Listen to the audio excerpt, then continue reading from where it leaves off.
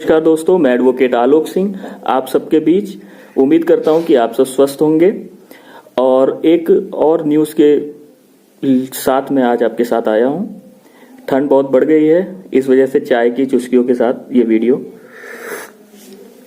हाँ, तो हम इस टॉपिक पे आते हैं। टॉपिक बहुत गंभीर है। मैंने एक न्यूज़ सुनी, बहुत लोगों ने ये न्यूज़ सुनी होगी। इस न्यूज़ को काफ़ी समय हो गया, लेकिन इस न्यूज़ को सुनने या पढ़ने के बाद मेरे दिमाग में कई सवाल उठे, तो इसीलिए वो मैं आपके सामने अपने चैनल के माध्यम से डिस्कस करना चाहता हूँ।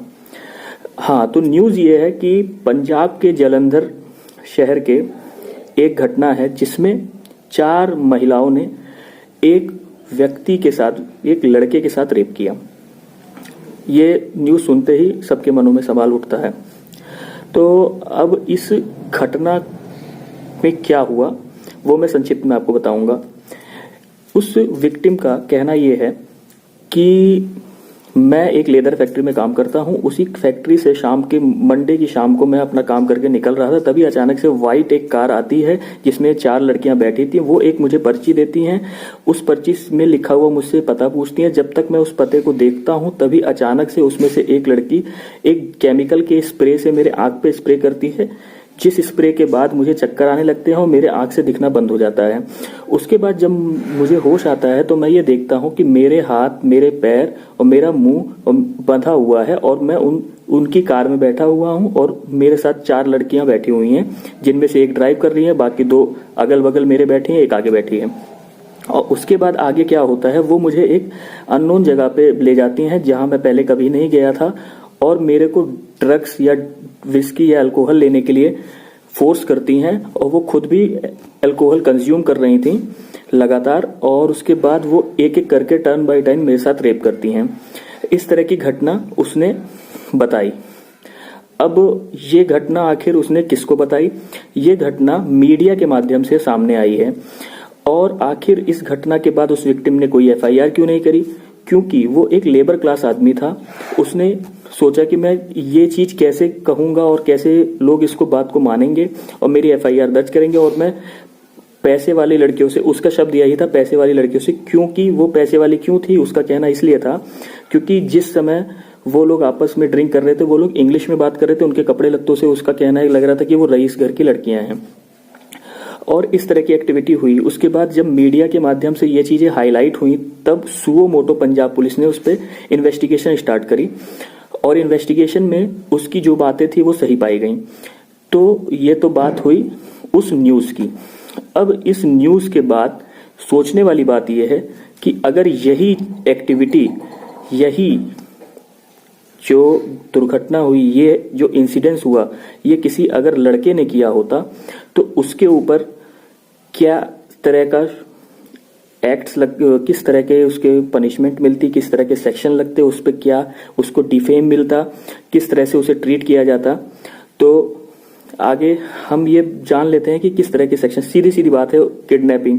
सबसे पहले किडनैपिंग का 354, उसके बाद रेप 376 रेप लगता उन पे, और अदर छोटे मोटे सेक्शन, मारपीट, ये सब चीजें लगती, लेकिन मेनली जो है रेप का सेक्शन लगता है उस पे, और किडनैपिंग का सेक्शन लगता। लेकिन सबसे बड़ा सवाल ये है, क्या उन महिलाओं पे रेप का सेक्शन लग सकता है? क्या उन महिलाओं पे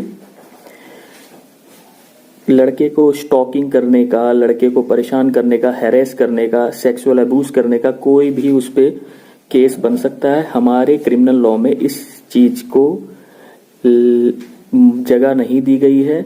हमारे क्रिमिनल लॉ के अकॉर्डिंग डायरेक्ट लिखा हुआ है रेप की परिभाषा में अ मैन। वहां पे केवल यही माना गया है कि एक मैन ही रेप कर सकता है।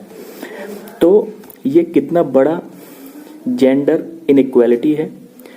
तो मेरा मानना यही है, और इस पे होम मिनिस्टर्स और कई दिग्गज लोगों का विचार चल रहा है इसमें परिवर्तन के लिए, जेंडर न्यूट्रलिटी करने के लिए, कि हाँ, जहां पर एक मर्द लड़के का पीछा कर सकता है या लड़की के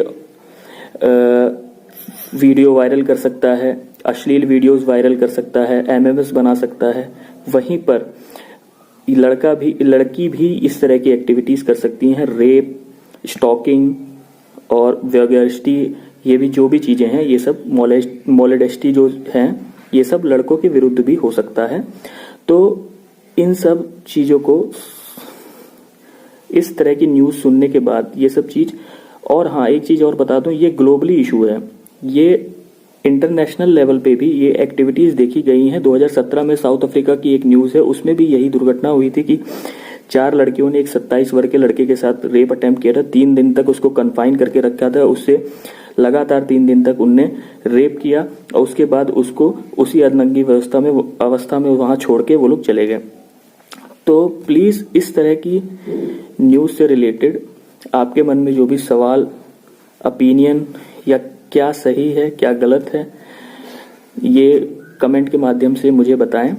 और अगर आपको ये न्यूज़ इम्पोर्टेंट लगी हो या ये सवाल अच्छा लगा हो तो प्लीज़ मेरे चैनल को सब्सक्राइब करें, लाइक करें और शेयर करें।